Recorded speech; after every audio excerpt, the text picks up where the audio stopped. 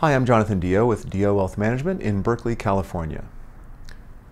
The question we have to talk about today is how much do we need to save to send our children to college? Now, the first thing I'd like to say is I wouldn't really recommend looking at this issue in a vacuum. In other words, you have to have a comprehensive plan that looks at all the kids going to school, your retirement income, and any other expense you might have, so that when you're saving and building wealth and assets to accomplish these things, you're not looking at one thing to the detriment of others. Okay, that being said, there's two questions that exist when you're talking about college planning.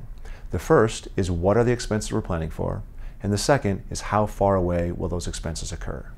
Now, regarding the costs, in 2010, the average public school costs $13,000 a year. The average private school, $33,000 a year. A little math shows us that a four-year degree would cost $52,000 if it's a public school and $132,000 as a private school.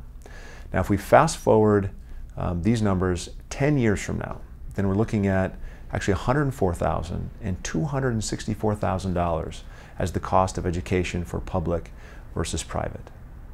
So let's take a number there in the middle. Let's use $200,000 as our goal, and we're assuming we are completely funding a expensive public school or an inexpensive private school education.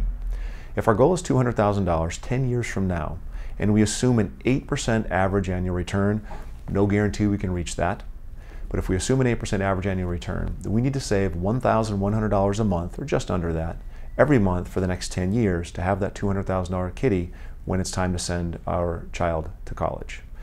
Obviously, there's a lot of other possibilities here. There can be need-based aid, there can be scholarship aid, there's other reasons to think that there may be opportunities to reduce the overall cost of that education, but if we were to fund the entire thing 10 years from today with a expensive public school or an inexpensive private school, we would need $200,000 to make it happen.